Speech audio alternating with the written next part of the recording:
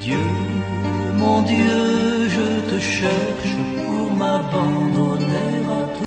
Chers frères et sœurs, nous écouterons durant les 3 premiers jours de cette semaine une série de tentations auxquelles seront soumises Jésus à travers des controverses.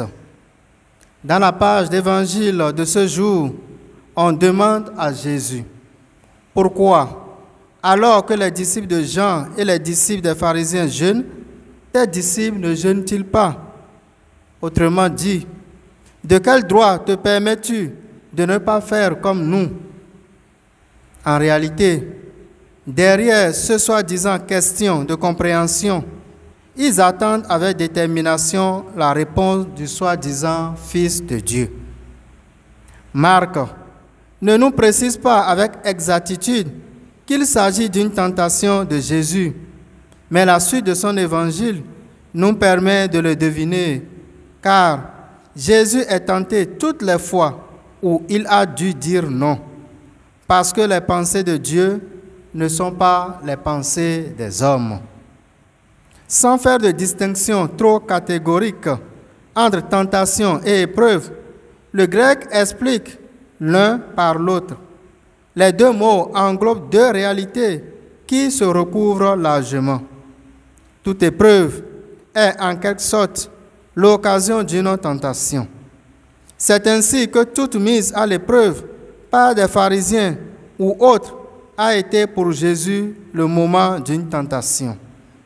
Si l'épreuve permet de juger la valeur d'une idée, d'une qualité, d'une personne, d'une œuvre, la tentation, quant à elle, a souvent une connotation négative.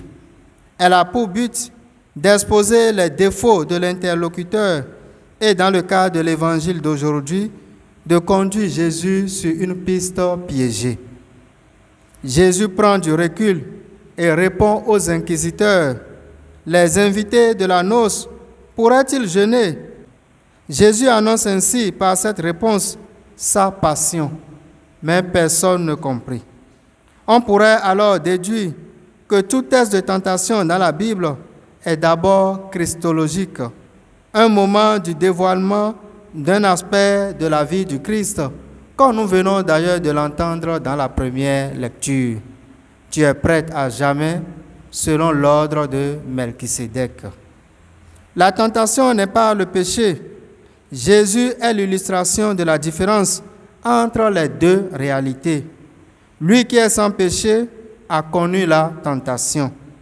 Par contre, le tentateur est un pécheur. Le tenté peut aussi devenir pécheur s'il se laisse emballer par le tentateur. En définitive, la part d'Évangile nous invite à une vigilance, au bon sens, qui pousse à mettre la lettre au service du devenir de l'homme.